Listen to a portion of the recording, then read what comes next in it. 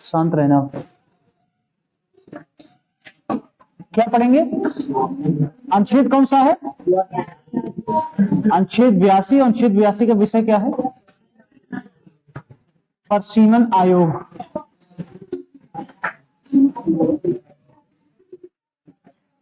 प्रशीमन आयोग, देखो इसके साथ में एक शब्द लिखा हुआ है आयोग।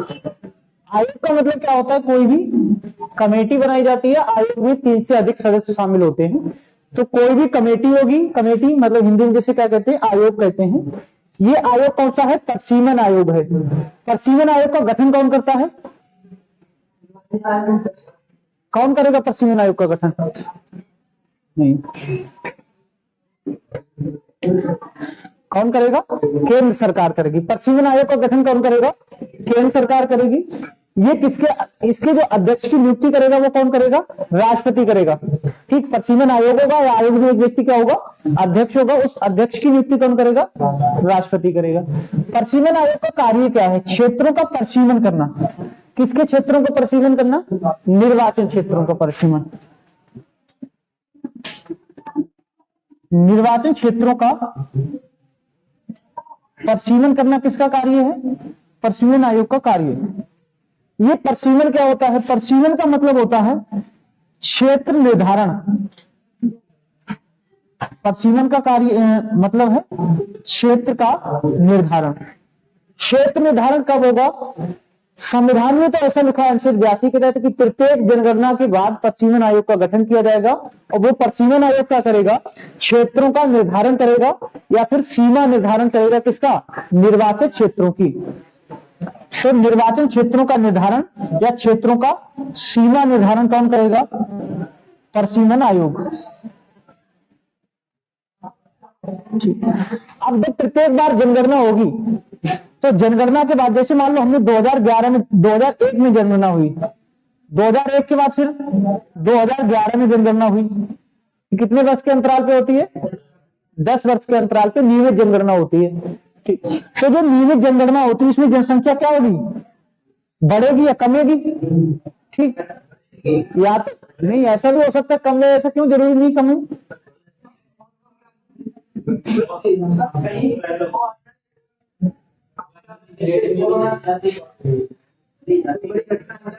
आपको पता है कि भारत की जनसंख्या कम किस वर्ष हुई थी? कौन से दशक में? 1921। 1921 के वर्ष को महाविभाजक वर्ष कहते हैं, जिसमें भारत की जनसंख्या क्या हुई थी? कम हुई थी। तो ऐसा कैसे सोच लिया आपने कि जनसंख्या कम नहीं होगी? जनसंख्या कम भी हो सकती है, जनसंख्या बढ़ भी सकती है। तो ऐसा थोड़ी लिखा है संविधान की जब जनसंख्या बढ़ेगी तो क्षेत्र बढ़ा दिया जाएगा, नहीं। जब भी प्रत्येक बार जनगणना होगी, जनगणना के बाद प्रशीमन आयोग का गठन होगा। वो क्या करेगा? उस क्षेत्र में 10 वर्ष में जनसंख्या या तो कम होगी या जनसंख्या क्या होगी? बढ़ेगी। तो जनसंख्या कम हुई है, बढ़ी है, उसके आधार पर क्षेत्रों का पुनः क्या किया जाएगा? निर्धारण किया जाएगा। हाँ, 11 से 21 वाला जो दशक है, क्योंकि 2011 के बाद आखिर किसमें? सॉरी, 1911 के, फिर उसके बाद आखिर कब आए थे? 1921 में। तो एक दशक, 10 वर्षों के आंकड़े आते हैं ना जनगणना में, तो वो एक दशक की बात कर रहा है। ठीक, तो उस दशक में जो भारत की जनसंख्या थी वो क्या हुई थी? कम हुई थी, इसलिए उसे कहते हैं महाविभाजक वर्ष। क्या वर्तमान में 2011 में ही 2021 में होनी थी? वर्तमान की बात कर रहे हो या 1911 की बात कर रहे हो? अभी 2011 में हुई थी, अब 2011 के बाद 2021 में होनी थी, लेकिन नहीं हो पाई कोविड की वजह से या किसी कारण वजह से 2021 में नहीं हो पाई। फिर 2022 में होनी थी, वो भी नहीं हो पाई। 2023 में होनी थी, अब 2024 में होगी नहीं क्योंकि इलेक्शन है। ठीक, वो या तो 2024 के लास्ट में होगी या फिर 2025 में होगी। तो जहां तक 2024 के लास्ट में होगी। ठीक, अब जैसे मान लो किसी क्षेत्र की, कोई लोकसभा क्षेत्र मान लो आप,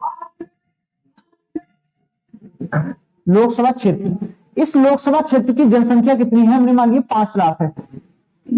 ये आंकड़ा कब का है? 2001 का। हमने माना है कब का है? 2001। अब अगली बार जनगणना कब होगी? 2011 में। 2011 में जब जनगणना हुई तो हमने माना इसमें कितना होगा? ये 7 लाख। इतना तो बढ़ ही जाएंगे हम लोग।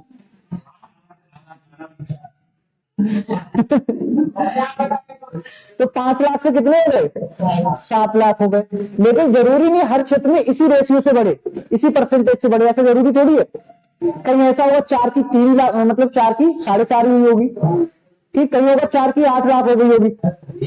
भारत में आप देखो उत्तर प्रदेश में जो मैक्सिमम है 49 की समथिंग है, मैक्सिमम जो जनसंख्या वृद्धि दर है 49 के आसपास है, 48 या 49 के आसपास, ठीक। और वो कहां की है? उत्तर प्रदेश में कहां की है? गाजियाबाद।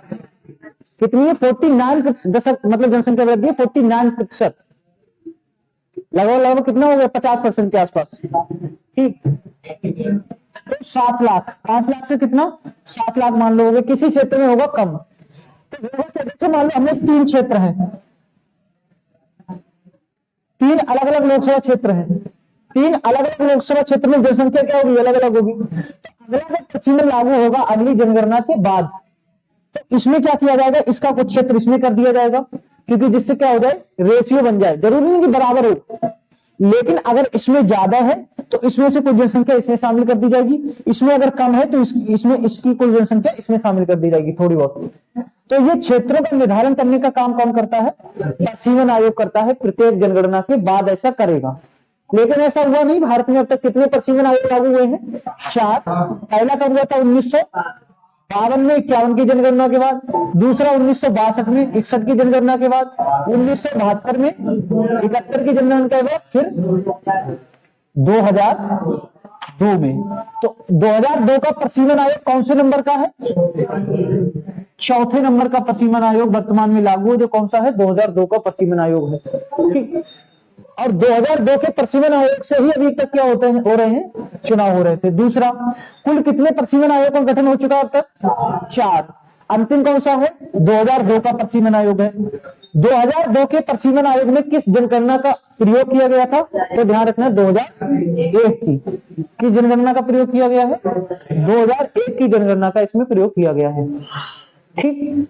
तो ये परिसीमन आयोग समझ में आ गया। किसी भी क्षेत्र के निर्धारण करने के लिए, लोकसभा क्षेत्र हो, विधानसभा क्षेत्र हो, परिसीमन आयोग का गठन करती है केंद्र सरकार। केंद्र सरकार, उसका अध्यक्ष जो होता है उसकी नियुक्ति कौन करता है? राष्ट्रपति करता है।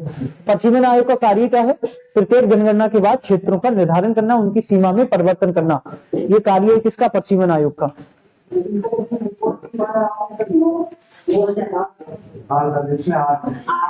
2008 में इसने अपनी रिपोर्ट प्रस्तुत की, जिसके तहत 2009 के पहली बार लोकसभा चुनाव हुए। अब देखो इधर सुन लो, इसमें आंकड़े कौन से? 2001 के। आयोग का बना 2002 में। परिसीमन आयोग का गठन कब हुआ? इसने अपनी रिपोर्ट कब पेश की? 2008 में। अब 2008 में जब इसने अपनी रिपोर्ट प्रस्तुत की, ठीक, तो अगला लोकसभा चुनाव हुआ था 2009 में। अब आपसे क्वेश्चन पूछेगा, ये बताइए चौथे परिसीमन आयोग के तहत पहले लोकसभा चुनाव कब हुए? 2009 में। 2008 में अपनी रिपोर्ट प्रस्तुत की और 2009 में इसके तहत पहली बार क्या हुए? लोकसभा के चुनाव हुए चौथे परिसीमन आयोग के तहत। यही लिखा हुआ है। फिर पूछेगा कि जो चौथा परिसीमन आयोग गठित हुआ था 2002 में, इसके अध्यक्ष कौन थे? तो न्यायमूर्ति कुलदीप सिंह। ये बहुत महत्वपूर्ण है नाम कि चौथे परिसीमन आयोग के अध्यक्ष कौन थे? न्यायमूर्ति कुलदीप सिंह। और ये जो चौथा परिसीमन आयोग है,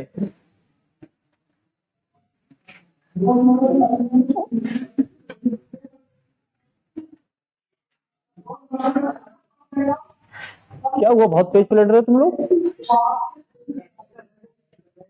चौथा जो परिसीमन आयोग है 2002 का, न्यायमूर्ति कुलदीप सिंह है। इसमें जो सीटें हैं जो रिजर्व कर दी कब? 2026 तक। 2026 तक इन सीटों में कोई भी परिवर्तन नहीं होगा। जैसी सीटें लोकसभा में है वैसी रहेंगी। कुल सीटें लोकसभा में कितनी है? लोकसभा में पूरे भारत में कुल सीटें कितनी है? 552। वर्तमान में कितनी है? 543। वर्तमान में कितने सदस्य हैं? 500। तो ये जो 543 सदस्य हैं, ये कब तक ऐसे ही रहेंगे? 2026 तक।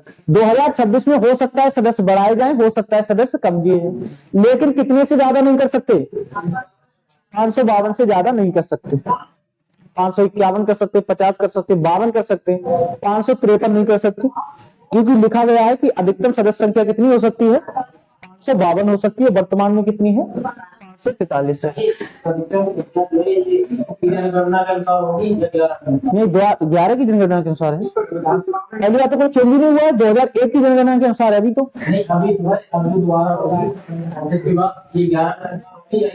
वो तो पता चले प्रसिमन आयोग कौन सी जनसंख्या की रिपोर्ट मानेगा। जहां तक हमें लग रहा है तभी होगा जब इस बार की जनगणना हो जाएगी, और 2026 तक तो हो ही जाएगी जनगणना। 2026 तक तो हो जानी चाहिए, वैसे भी 2 साल लेट है। ठीक, तो 2026 तक हो जाएगी, तो जो अगली जनगणना होगी इसके बाद उसके ही आंकड़े माने जाएंगे। ठीक है, अब ये प्रसिमन आयोग के तहत क्या होता है, सीटों का रिजर्वेशन होता है लोकसभा में, और राज्यसभा में तो कोई रिजर्वेशन ही नहीं होता। ध्यान रखना इस बात को कि हाँ, नमस्ते नमस्ते।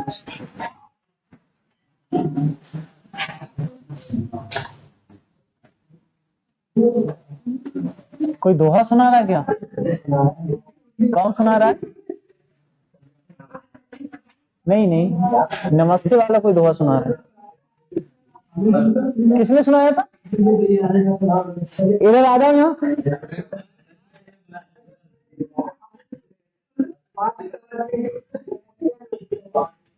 मतलब यहाँ तक जब आवाज आ रही है, तुम ये कहो तुमने कुछ बोला नहीं है।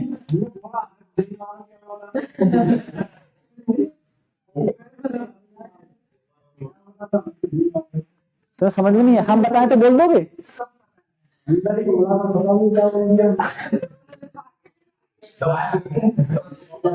ये तो मूवी नहीं है कि तुम मन में बोलते तो सामने वाला समझ लेता है, रियल में तुमने बोला है।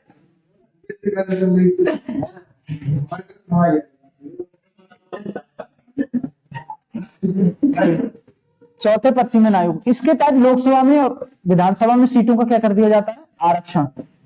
अगर भारत में बात करें लोकसभा में कितनी सीटें आरक्षित है एससी के लिए, तो एससी के लिए वर्तमान में 84 सीटें और एसटी के लिए 47 सीटें। ये लोकसभा में कुल, मतलब पूरे भारत की बात कर रहा है, कुल आरक्षित सीटें कितनी है, तो जो अनुसूचित जाति है उसके लिए 84 सीटें, अनुसूचित जनजाति के लिए 47 सीटें आरक्षित की गई इसमें लोकसभा में।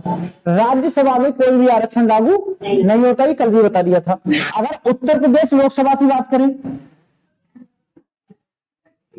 तो उत्तर प्रदेश लोकसभा में एससी के लिए 17 और एसटी के लिए 0, कोई भी सीट आरक्षित नहीं है। ये ध्यान रखना, किसके लिए, अनुसूचित जनजाति के लिए। जबकि अनुसूचित जाति के लिए कितनी सीटें आरक्षित हैं, 17 सीटें आरक्षित हैं। ठीक, ये तय कौन करता है, तो ये तय करता है प्रसिमन आयोग।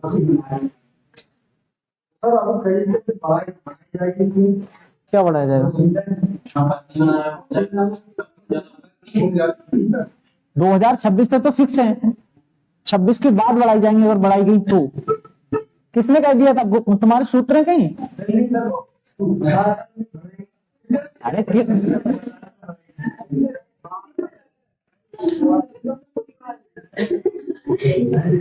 सूत्र तो नहीं है।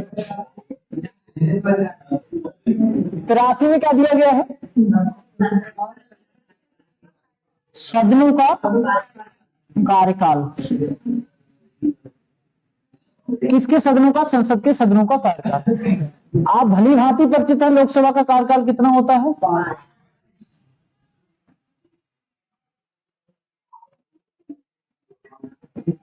5 वर्ष। राज्यसभा का कार्यकाल, ये स्थायी सदन है। कैसा सदन है, स्थायी सदन है। इसका कार्यकाल आप नहीं बता सकते। प्रत्येक 2 वर्ष के बाद कितने सदस्य, 1/3 सदस्य। क्या लोकसभा का कार्यकाल बढ़ाया जा सकता है, आंसर है हाँ। कितना, 1 वर्ष। कब, आपातकाल के दौरान।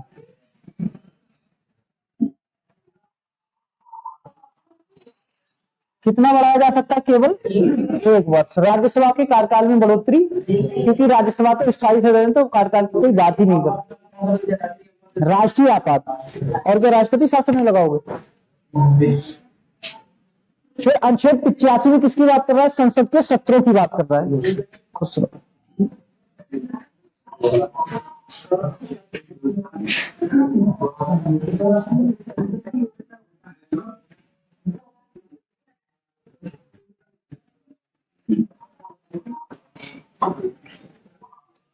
अब सारे आर्टिकल मत पढ़ो एक तरफ से, कुछ लोग 84 के पीछे पड़े हुए हैं। 85 में क्या है? संसद के सत्र। संसद के कितने सत्र होते हैं? संसद के 3 सत्र होते हैं। पहला जो सत्र होता है उसका नाम है बजट सत्र, दूसरा है मानसून सत्र, और तीसरा है शीतकालीन सत्र। तो अभी कौन सा सत्र चल रहा है? संसद का चल रहा है शीतकालीन सत्र। बजट सत्र कब से कब तक होता है? फरवरी से मई। मानसून सत्र कब होता है? जुलाई से अगस्त। और शीतकालीन सत्र होता है नवंबर से दिसंबर के मध्य। तो 3 बार बैठकें होती है संसद की। इन्हीं तीनों बैठकों 3 बार बैठकें जो होती है उन्हें क्या कहते हैं? संसद के सत्र कहते हैं। संसद के 3 सत्र होते हैं। पहला सत्र बजट सत्र होता है जो फरवरी से मई के बीच में होता है, ठीक। दूसरा मानसून सत्र होता है जो बारिश के दौरान होता है, जुलाई अगस्त में। तीसरा शीतकालीन सत्र होता है नवंबर से दिसंबर में। किसमें?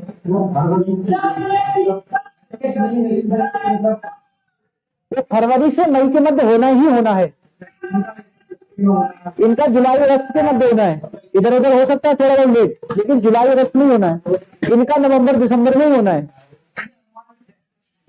फरवरी से जरूर नहीं, पहली फरवरी से स्टार्ट हो जाए। हाँ, मार्च में हो सकता है, कोई दिक्कत थोड़ी है, लेकिन लिखा है फरवरी के मई के मध्य हो जाना चाहिए, ठीक है। मानसून सत्र जुलाई से अगस्त में होना चाहिए। शीतकालीन सत्र नवंबर से दिसंबर के मध्य हो जाना चाहिए, ठीक। ये तीनों सत्र होते हैं संसद के, इनको बुलाता कौन है? राष्ट्रपति। तो राष्ट्रपति संसद के सत्रों को क्या करता है? आहूत। आहूत का मतलब है बुलाना। और क्या करता है? सत्रावसान। सत्रावसान का मतलब क्या है? सत्र को समाप्त करना। तो संसद के सत्रों को कौन बुलाता है? राष्ट्रपति बुलाता है। राष्ट्रपति ही संसद के सत्रों को आहूत करता है या सत्रावसान करता है, बुलाता है या सत्र को समाप्त करता है।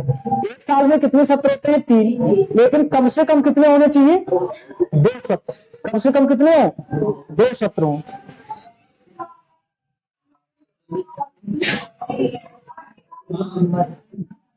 कम से कम 2 सत्र अनिवार्य है। कब? एक वर्ष में। एक वर्ष में कम से कम कितने सत्र अनिवार्य हैं? 2। मतलब 6 माह से अधिक का समय नहीं होना चाहिए। किसमें? एक सत्र में। एक सत्र के बाद दूसरा सत्र अगर हो रहा है तो उसमें कितने से अधिक का समय नहीं होना चाहिए? अगर मान लो बजट सत्र हुआ तो भले ही मानसून सत्र ना हो, लेकिन शीतकालीन सत्र क्या होगा? अनिवार्य होगा, ठीक। इसी तरह अगर मानसून सत्र हुआ तो भले ही शीतकालीन सत्र ना हो, लेकिन बजट सत्र क्या होगा? अनिवार्य होगा। आप केवल बीच के एक सत्र को स्किप कर सकते हो, लगातार 2 सत्रों को बंद नहीं कर सकते। मतलब 6 माह से अधिक का समय नहीं होना चाहिए 2 सत्रों के मध्य में। समझ में आ गया दीपक? कोई महामारी आ जाए तो किस आधार पे करो? कोविड आ गया तो नहीं किया था? क्यों? वैसे भी कर सकते हो, कोई आपातकालीन स्थिति तब भी तो कर सकते हो। जरूरी थोड़ी महामारी हो, अगर आपातकाल लग जाए तब भी कर सकते हो। पहला नहीं करते, आपातकाल 1 साल तक चल रहा है।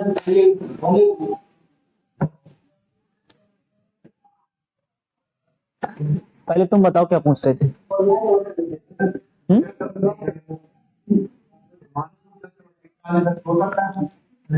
कौन सा बजट हो गया? फिर अच्छा ना हो तो तुम्हारे का मतलब तो दूसरे में बजट पेश किया जाएगा। फिर जो भी अगला होगा उसमें बजट पेश किया जाएगा। तुम क्या पूछ रहे थे? तो ये हमारे तुम्हें पता है राष्ट्रीय आपात के नियम क्या है? ज्यादा लगने का मतलब क्या है राष्ट्रीय आपात का? एक बार में कितने समय तक लगाया जा सकता है राष्ट्रीय आपात? 6 माह के लिए लगाया जा सकता है, और 6 माह के बाद अगर नहीं बढ़ाया गया, अनुमोदन नहीं किया गया, फिर तो समाप्त हो जाता है। राष्ट्रपति समाप्त कर देगा या लोकसभा स्वयं समाप्त कर देगी। और ऐसा थोड़ी है कि राष्ट्रीय आपात लगेगा तो जरूरी नहीं है कि मतलब अगर लोकसभा भंग नहीं किया राष्ट्रपति ने तब तो सत्र होंगे, अगर लोकसभा भंग कर दिए तो सत्र नहीं होंगे। और अगर लोकसभा भंग है तो 6 माह के अंदर फिर चुनाव भी तो अनिवार्य है। अगर लोकसभा भंग कर भी दी राष्ट्रपति ने तो 6 माह के अंदर चुनाव कराना अनिवार्य है। 6 माह के अंदर उसमें से एक व्यक्ति को प्रधानमंत्री चुनना अनिवार्य है, 6 माह से अधिक नहीं। ये नहीं कि 6 माह से अधिक में रहेगा। तो ये समझ में आएगा, संसद के 3 सत्र होंगे, कम से कम एक वर्ष में 2 सत्र होना अनिवार्य है। किसी भी 2 सत्रों के बीच में 6 माह से अधिक का समय नहीं होना चाहिए। ठीक, संसद के सत्रों को कौन बुलाता है? राष्ट्रपति। कौन समाप्त करता है? राष्ट्रपति ही संसद के सत्रों को समाप्त करता है। फिर आता है अनुच्छेद 86।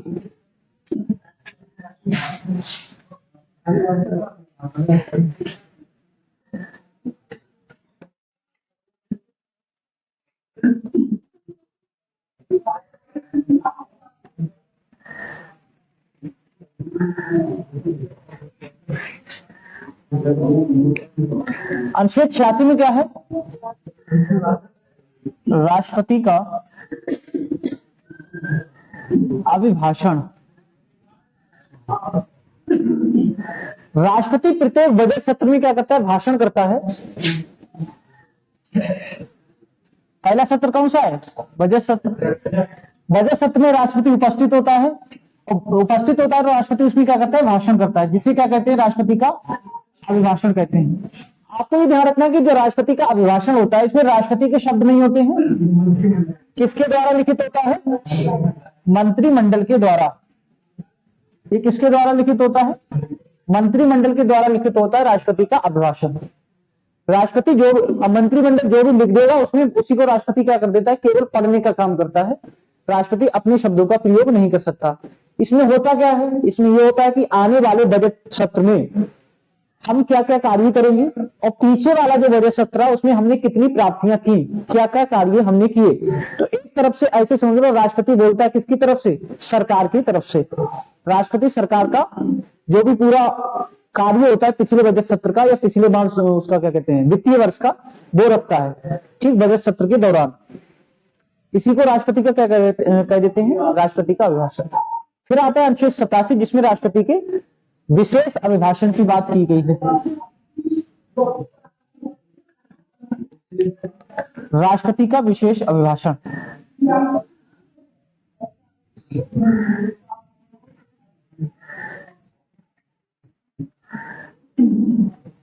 विशेष अभिभाषण का मतलब क्या है कि राष्ट्रपति जब अभिभाषण करता है तो कौन से सत्र में करता है? बजट सत्र। बजट सत्र के अलावा अनुच्छेद 87 के तहत राष्ट्रपति किसी भी सत्र में भाषण दे सकता है। किसके अलावा? बजट सत्र के अलावा।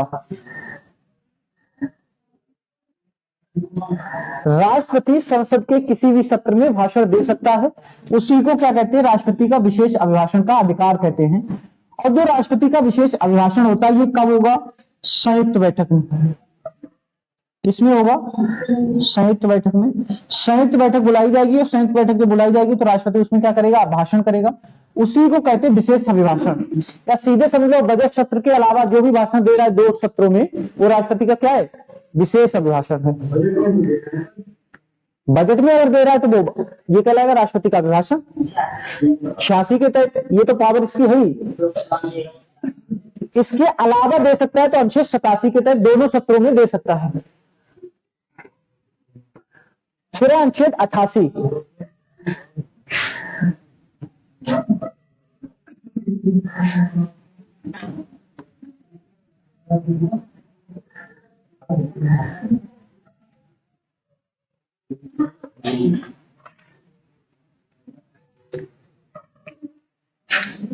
अनुच्छेद 88 जो भी मंत्री हैं अगर ये संसद के सदस्य नहीं हैं मान लो कोई मंत्री है जो संसद का सदस्य नहीं है, ऐसा हो सकता है कि कोई मंत्री हो संसद का सदस्य ना हो? बताओ। तो मंत्री हो सकता है, ऐसा हो सकता है कि कोई मंत्री हो वो संसद का सदस्य ना हो। कैसे हो सकता है? जैसे आपने एक व्यक्ति का नाम सुना, केशव प्रसाद मौर्य, इनका नाम तो सुना होगा, अगले मुख्यमंत्री यही बनने वाले हैं, अगले मुख्यमंत्री होंगे ये वीडियो तो रिकॉर्ड हो ही जाएगी।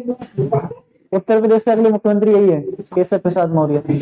और वो भी अगला इलेक्शन कब होगा विधानसभा का? 2027 में। ये 2027 से पहले की बात है, इलेक्शन से पहले ये मुख्यमंत्री बन जाएंगे। कौन? केशव प्रसाद मौर्य। 24 में कह सकते हैं, 24 में हो सकता है, 24 में बन जाए। हाँ ठीक। तो केशव प्रसाद, अब इधर ध्यान से सुन लो, केशव प्रसाद मौर्य जी अपना विधानसभा चुनाव क्या हो गया था? हार गए। विधानसभा चुनाव हार गए। कहां से? सिराथू से। और सिराथू से कौन जीता था? Doctor Pallavi Patel. Doctor Pallavi Patel, doctor Anupriya Patel जो केंद्रीय मंत्री हैं, उनकी बहन है, दोनों की अलग अलग पार्टी है। ठीक, एक एनडीए में है, डॉक्टर अनुप्रिया पटेल है वो मोदी जी की सरकार में मंत्री है, और डॉक्टर पल्लवी पटेल है ये समाजवादी पार्टी के साथ में गठबंधन है। इनकी दोनों की पार्टी का नाम है अपना दल। एक का नाम है अपना दल के, एक का नाम है अपना दल एस। ठीक, तो डॉक्टर पल्लवी पटेल यहां से जीती थी विधानसभा चुनाव केशव प्रसाद मौर्य के विरोध में। केशव प्रसाद मौर्य हार गए। हारने के बावजूद केशव प्रसाद मौर्य को क्या बनाया गया? मंत्री बनाया गया। ठीक, ये विधानसभा के सदस्य नहीं थे और मंत्री बना दिए गए। ऐसा लोकसभा में हो सकता है कि अगर कोई व्यक्ति लोकसभा का सदस्य नहीं है या राज्यसभा का सदस्य नहीं है, तब भी वो क्या हो सकता है? मंत्री बन सकता है। ठीक, लेकिन कंडीशन होती है कि केशव प्रसाद मौर्य को जो मंत्री बनाया गया, तो इनके सामने एक चुनौती ये होती है, कोई भी व्यक्ति चाहे वो लोकसभा में हो, विधानसभा में, राज्यसभा में, कहीं भी हो, उसे 1 माह के अंदर सदस्यता ग्रहण करना अनिवार्य है। अगर राज्य की बात करें तो 1 माह के अंदर या तो उसे विधानसभा का सदस्य बनाया जाएगा या विधान परिषद का। ठीक, अगर वो लोकसभा में है तो या तो लोकसभा सदस्य संसद में है तो या तो लोकसभा सदस्य बनाया जाएगा या राज्यसभा का। तो ये मंत्री तो बना दिए गए। जैसे मान लो यही सीन कहां होता? केंद्र में होता, संसद में। संसद में एक व्यक्ति है जिसका नाम है मंगरू।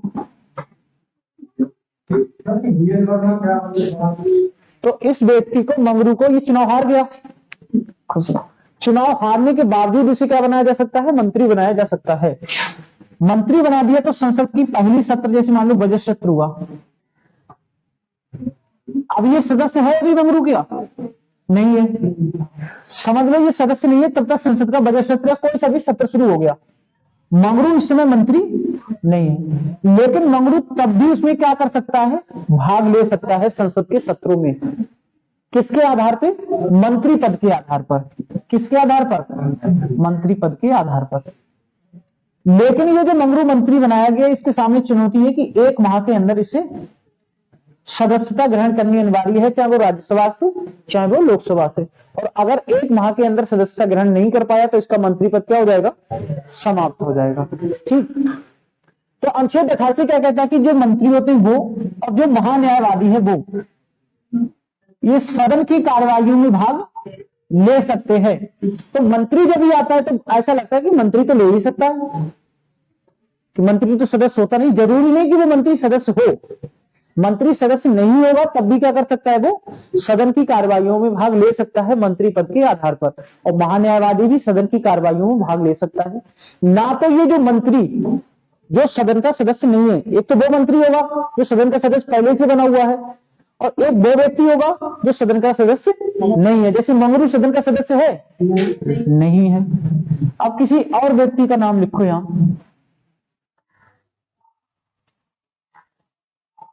क्या नाम लिखे?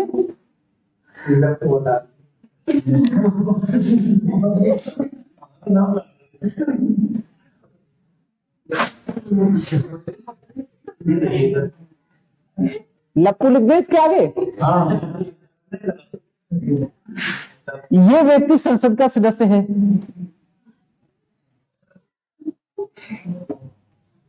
बता देना, जो सरनेम लगवाना लगा देंगे हम। ये व्यक्ति कौन है? संसद का सदस्य है। संसद का सदस्य है, अच्छा है, अच्छा है तो इसे बना दिया गया है मंत्री, कैबिनेट मंत्री है ये। तो एक तो ये मंत्री हो सकता है, एक ये भी तो मंत्री है मंगरू, जो संसद सदस्य नहीं है। दोनों मंत्री हैं, दोनों सदन की कार्यवाही में भाग ले सकते हैं, ले सकते हैं। लेकिन दोनों में अंतर क्या है? ये जो व्यक्ति है ये वोट कर सकता है, लेकिन मंगरू जो है वो वोट नहीं कर सकता। ये अंतर होता है, ये आपको ध्यान रखना है। अगर वो इस तरह से क्वेश्चन पूछ ले, क्या मंत्री सदन की कार्यवाही में भाग ले सकता है? हाँ, ले सकता है। क्या मंत्री सदन की कार्यवाही में वोट कर सकता है? तो फिर वो कंडीशन पे डिपेंड करता है। अगर वो संसद का सदस्य है तो वोट कर सकता है, और संसद का सदस्य नहीं है तो वोट नहीं कर सकता। इतनी बात समझ में आ गई तुम्हारे? हाँ, अब आते हैं महान्यायवादी पर। महान्यायवादी सदन की कार्यवाही में भाग तो ले सकता है, लेकिन वोट नहीं करता, ये भी क्योंकि ये संसद का सदस्य नहीं होता है। संसद में केवल वही व्यक्ति वोट कर सकता है जो संसद का सदस्य होता है। संसद के सदस्य के अलावा कोई अन्य व्यक्ति वोट नहीं कर सकता। तो ये नहीं, दर्शक में ये अंतर होता है। दर्शक जो होते हैं, दर्शक दीर्घा बनी होती है, इसमें बैठे होते हैं अलग साइड से। कभी भी तुम देखना उसमें दर्शक दिखाई नहीं दे रहे होते हैं, वो अलग होते हैं। जिसे जिधर मीडिया, एक केबिन बना होता है मीडिया वालों का, जो पूरा कवर कर रहे होते हैं।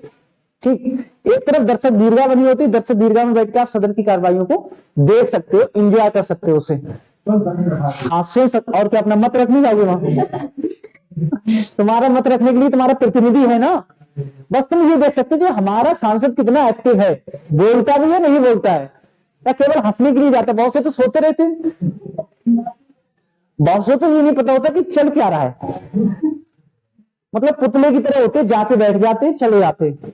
और बहुत से ऐसे होते केवल अटेंडेंस पूरी करते हैं, बोले इतनी अनिवार्य है तो इतनी कम से कम जाओ, वरना सदस्यता रद्द कर दी जाएगी। ठीक, तो बहुत बहुत ऐसे भी व्यक्ति होते हैं जिन्हें कोई मतलब ही नहीं है। बाकी मुश्किल से 20-30% ऐसे लोग होते हैं जो एंजॉय करते हैं सांसद, मतलब सदन की कार्यवाही में भाग लेते हैं, सही से बातों को सुनते हैं। कुछ तो ये पता चलता है कि सत्ता पक्ष बजा रहा है तो बजाई रहे टेबल, उन्हें बात पता ही नहीं है कि टेबल किस बात पे बजाई जा रही है। बस उन्हें लग रहा है अच्छा मोदी जी बोल रहे हैं, उन्हें इसीलिए बिठाया गया, वो ऐसे ऐसे करते ही रहेंगे। इन्हें पता है विपक्ष वाला बोल रहा है तो हंगामा करना है तो करना ही है। उन्हें नहीं पता विपक्ष वाला अच्छा बोल रहा है बुरा बोल रहा है। भले ही प्रधानमंत्री जी विपक्ष वाले जो बोल रहा है नेता उसकी बात से सहमत हो, वो उसे ध्यान से सुन रहे हो, वो उसकी बात पे अमल करके उस पर कार्रवाई करने का सोच रहे हैं। लेकिन ये जो बैठा घसीटा राम, उस घसीटा राम को भी पता ही नहीं है। उसे बस इतना सा पता है कि विपक्ष का जब बोलना है तब क्या करना है, शोर करना है एकदम से। विपक्ष जब बोले शोर करना है, और अपनी तरफ का कोई लप्पू भी व्यक्ति बोले तब तुम्हें टेबल बजानी है। बस इतना जानते हैं, इसके अलावा कुछ नहीं। बस चाउमीन बर्गर वो समय समय पे कैंटीन में जाके खाते रहते, फिर आ जाते बैठ के। कुछ तो देखेंगे बीच में चलाफिरी करते रहते हैं संसद में, कोई गया निकल के, कोई आ रहा है, कोई गया। कुछ लोग अपनी औरतें होती घर की बातें कर रही होती है उसमें बैठी बैठी। अच्छा, आज सुबह दाल बनाई थी। हाँ हाँ, सच झूठ समझ रहे थे इस बात को। वो बहुत बातें करती रहती है बैठे बैठे।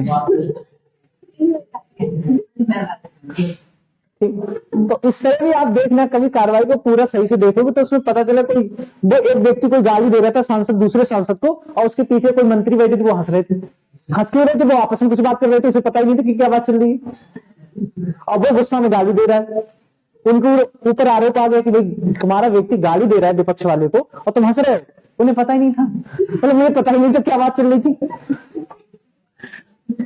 तो ऐसे ऐसे महान सांसद भी है हमारे सदन में। क्या नहीं दे सकते गाली? गाली दोगे तो सत्ता रद्द हो जाएगी, लेकिन सत्ता पक्ष गाली दे सकता है, ऐसा इस सरकार में हुआ है। विपक्ष गाली नहीं दे सकता। दे सकते हैं, अभी तो दी थी। दिल्ली का एक सांसद था, उसने अमरोहा के सांसद को गाली दे दी, विधायक को, विधायक के सांसद था, उसे गाली दे दी थी। अरे बहुत गलत सलत बोल दिया, तो बता नहीं सकते हम तुम्हें, होता नहीं है, लेकिन उसने बोल दिया। अब सत्ता पक्ष में था, उसके ऊपर कार्रवाई भी नहीं हुई। और विपक्ष वाला थोड़ा सा ये भी कहते हैं भ्रष्टाचारी, तो वो असंसदीय भाषा मानी जाती है, फिर उस पर कार्रवाई हो जाएगी। तो ये तो सरकार की पावर है ना, सरकार अपने व्यक्तियों को कितना संरक्षण दे रही है। विपक्ष वाला बोल रहा होता तो उसकी माइक की आवाज बंद कर दी जाती है, बोलते रहो। और सत्ता पक्ष ये बोल रहा होता है। अब स्पीकर बीच बीच में क्या करता है, टाइम की तरफ बहुत ध्यान देता है, घंटी बजा देगा 3-4 बार। तो सत्ता पक्ष वाला, विपक्ष वाला जो बोल रहा होगा वो डिस्टर्ब हो जाएगा। 3 बार घंटी बजा दी तो वो कहेगा माननीय महोदय बस 2 मिनट का समय लूंगा, नहीं नहीं नहीं हो गया समय, हो गया। और सत्ता पक्ष वाला जो बोल रहा होता है तो बोलता ही रहता है,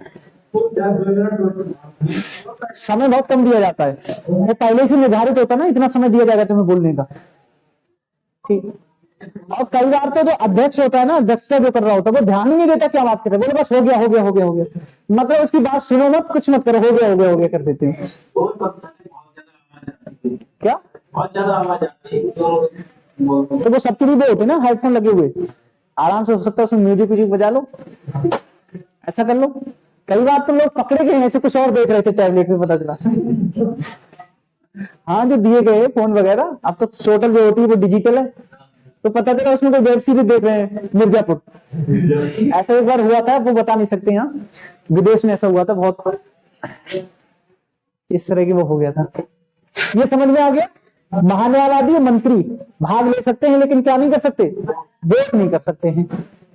अगर मंत्री है, सदस्य है, तो वो वोट भी कर सकता है, भाग तो ले ही सकता है, ठीक।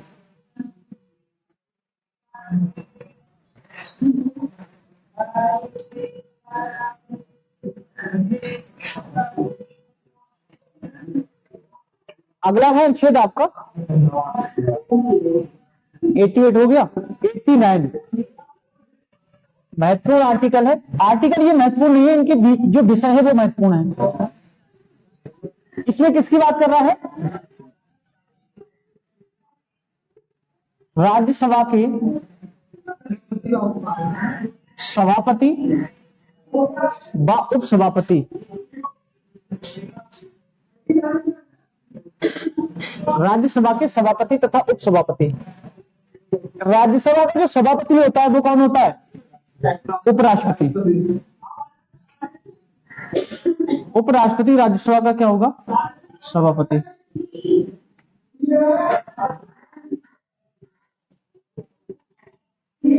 गेट बंद करने उसको।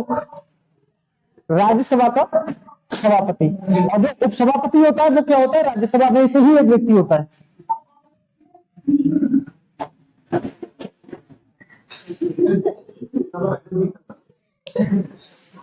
उपसभापति कौन होता है, सदस्य होता है, किसका, राज्यसभा का। ये कौन होता है, राज्यसभा का सदस्य होता है। तो पहली बात तो दोनों में आपको ये ध्यान रखना है कि उपराष्ट्रपति राज्यसभा का सदस्य नहीं होता है, और जो उपसभापति होता है वो राज्यसभा का सदस्य नहीं होता है। उपराष्ट्रपति राज्यसभा का सभापति होता है, उपसभापति उन्हीं सदस्यों में से एक व्यक्ति को उपसभापति चुन लिया जाता है। उपसभापति का कार्य क्या है, जब सभापति अपने पद पर नहीं होगा तो बैठकों की अध्यक्षता कौन करेगा, उपसभापति करेगा, ठीक। सभापति की अनुपस्थिति में उपसभापति राज्यसभा की बैठकों की क्या करता है, अध्यक्षता करता है। इसका और कोई दूसरा कार्य नहीं है, ठीक। कार्य इसके क्या होंगे, तो कार्य होंगे लोकसभा की, राज्यसभा की बैठकों की अध्यक्षता करना और उनका संचालन करना। फिर अनुच्छेद 93 में किसकी बात कर रहा है, लोकसभा के अध्यक्ष व उपाध्यक्ष।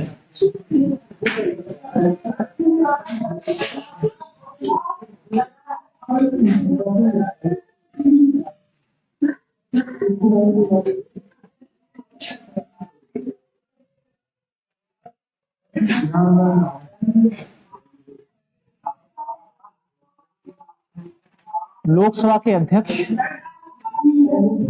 व उपाध्यक्ष।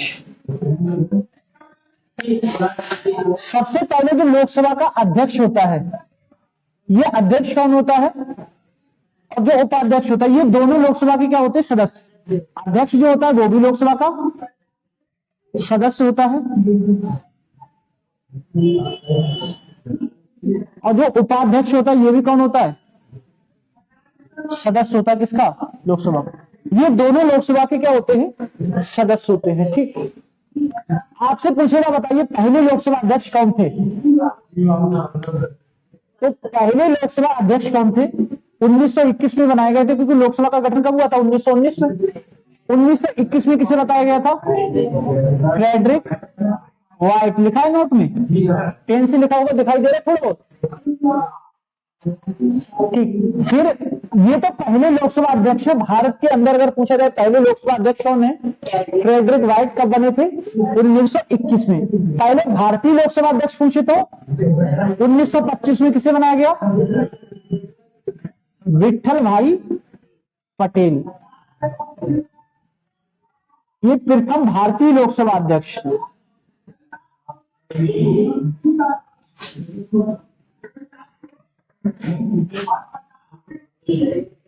ये प्रथम लोकसभा अध्यक्ष भारत के अंदर।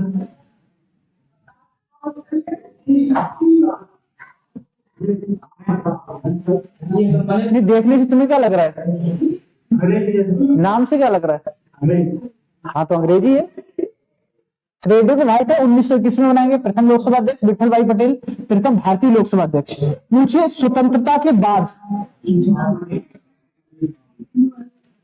स्वतंत्रता के बाद प्रथम लोकसभा अध्यक्ष।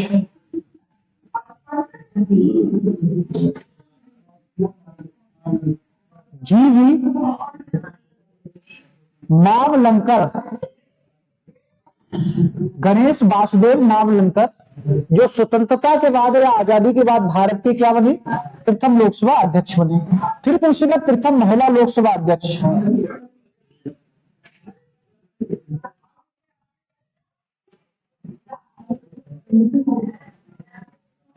और ये कौन है, मीरा कुमार। प्रथम लोकसभा अध्यक्ष कौन है, मीरा कुमार, महिला है, ये पुरुष नहीं है, ध्यान रखना। अब ये तो इनसे कभी पर्सनली ऐसे बातचीत हुई नहीं हमारी, पर नहीं इनसे पूछ लेते उन्होंने कुमार क्यों लगाया, कुमारी क्यों नहीं लगाया। कुमारी लगा सकती, शादी के बाद तो मुझे लग रहा नहीं लगाते हैं कुमारी, लगाती है।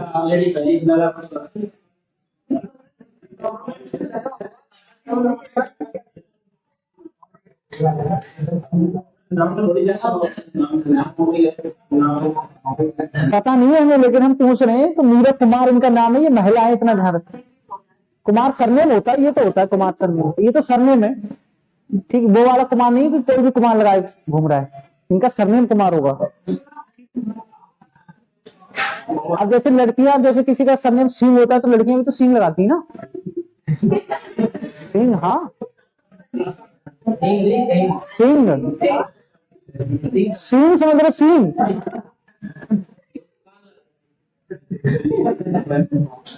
ये कह रहे हैं लड़कियां दिल्ली वाले कहाँ लगाती हैं। ये समझ में आ गया, लोकसभा अध्यक्ष उपाध्यक्ष दोनों कौन होंगे, लोकसभा के सदस्य होंगे। इसी में चुना जाता है प्रोटेम स्पीकर।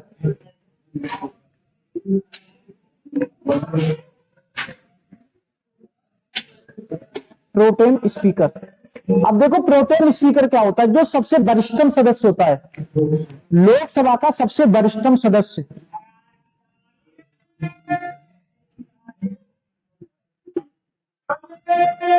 वरिष्ठतम सदस्य, जो भी लोकसभा का सबसे वरिष्ठतम सदस्य होता है, ध्यान से सुनो, इसे क्या बनाया जाता है, प्रोटेम स्पीकर। प्रोटेम स्पीकर का कार्य क्या है, जितने भी लोकसभा के सदस्य होते हैं सबको शपथ ग्रहण करवाता है और अध्यक्ष उपाध्यक्ष का चुनाव कराता है। अध्यक्ष उपाध्यक्ष चुने जाते हैं इसी में से, किसमें से, लोकसभा के सदस्यों में से। एक को अध्यक्ष बनाया जाएगा, एक को उपाध्यक्ष। इनका निर्वाचन कौन करवाएगा, प्रोटेम स्पीकर। तो पहली जब बैठक होगी उसमें अध्यक्ष तो होता नहीं है, तो उसमें अध्यक्षता कौन करता है, प्रोटेम स्पीकर करता है। प्रोटेम स्पीकर तभी तक पद पे रहता है जबकि अगला अध्यक्ष चुन के ना आ जाए। जैसे ही अगला अध्यक्ष चुन के आएगा, प्रोटेम स्पीकर अपने पद से क्या कर देगा, हट जाएगा। उसे त्यागपत्र देने की आवश्यकता नहीं है, तो स्वतः ही अपने पद से क्या हो जाता है, हट जाता है।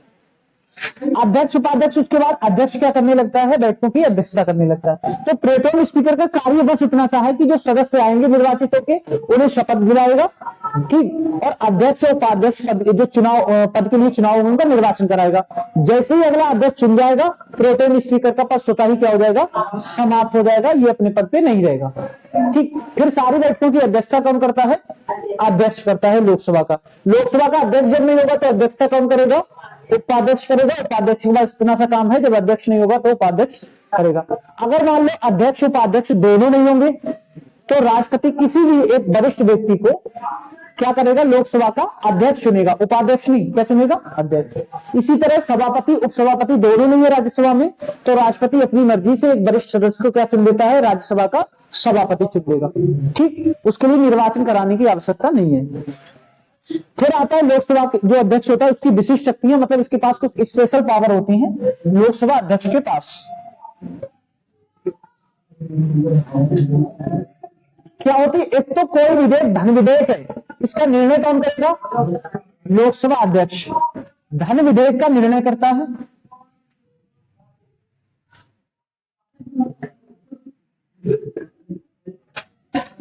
दूसरा, हमेशा जो संयुक्त बैठक होगी उसकी अध्यक्षता कौन करेगा, संयुक्त बैठक की अध्यक्षता करता है।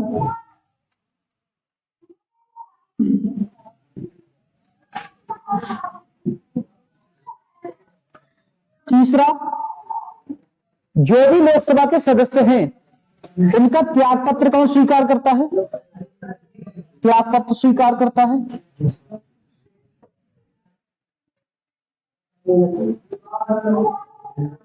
लोकसभा सदस्य जो होते हैं उनको क्या कर सकता है, निलंबित कर सकता है।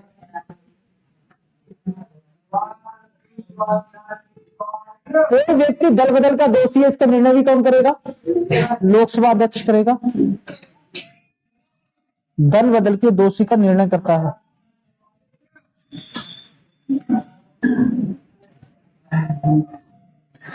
अगर कहीं भी वोट क्या है, बराबर है,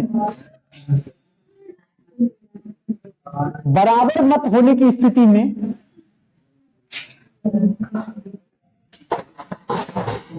निर्णायक मत देता है। मतलब बराबर अगर वोट हो जाए किसी विधेयक को लेकर, तब कौन वोट करेगा, लोकसभा अध्यक्ष। और जिधर लोकसभा अध्यक्ष वोट कर देगा उधर ही निर्णय चला जाएगा। वैसे लोकसभा अध्यक्ष जो होता है वो वोट नहीं करता है। तो वोट कब करेगा, जब दोनों के मत क्या हो जाएंगे, दोनों तरफ बराबर। कोई विधेयक धन विधेयक का इसका निर्णय कौन करेगा, लोकसभा अध्यक्ष। संयुक्त बैठक की अध्यक्षता कौन करेगा, लोकसभा अध्यक्ष। त्याग पत्र स्वीकार करता है लोकसभा सदस्यों का, लोकसभा सदस्यों का निलंबन कर सकता है। और लोकसभा सदस्य अगर कोई दल बदल का दोषी है तो इसका निर्णय भी कौन करेगा, लोकसभा अध्यक्ष करेगा। अगर मान लो अध्यक्ष को अपने पद से त्याग पत्र देना है तो अपना त्याग पत्र किसे देगा, लोकसभा के उपाध्यक्ष को। अध्यक्ष अपना त्याग पत्र किसे देता है, उपाध्यक्ष को। उपाध्यक्ष अपना त्याग पत्र किसे देता है, अध्यक्ष को। लोकसभा अध्यक्ष अपना त्याग पत्र लोकसभा के उपाध्यक्ष को देता है, लोकसभा का उपाध्यक्ष अपना त्याग पत्र लोकसभा के अध्यक्ष को देता है। जबकि राज्यसभा का जो सभापति होता है वो अपना त्याग पत्र किसे देगा, राष्ट्रपति को। राज्यसभा का सभापति मतलब उपराष्ट्रपति अपना त्याग पत्र किसे देगा, राष्ट्रपति को। और राष्ट्रपति अपना त्याग पत्र किसे देगा, उपराष्ट्रपति को। राज्यसभा का उपसभापति अपना त्याग पत्र किसे देगा, सभापति को, मतलब उपराष्ट्रपति को। तो सभापति अपना त्याग पत्र किसे देता है, उपराष्ट्रपति को देता है। ठीक, इतनी बात में कोई दिक्कत। अगला इसमें है, दूसरा ये ध्यान रखना है कि जब भी ये अध्यक्ष और उपाध्यक्ष चुने जाते हैं तो अलग से कोई शपथ नहीं लेते हैं, ये केवल अपने सदस्य के रूप में शपथ लेते हैं। लोकसभा के सदस्य तो हो नहीं है, तो ये लोकसभा के सदस्य के रूप में तो शपथ लेते हैं, अपने पद के लिए अलग से कोई भी सदस्य मतलब शपथ नहीं लेते कि मैं लोकसभा का अध्यक्ष, इस तरह शपथ नहीं लेते हैं, मैं लोकसभा का सदस्य बना हूं, इस तरह सदस्य मतलब शपथ लेते हैं।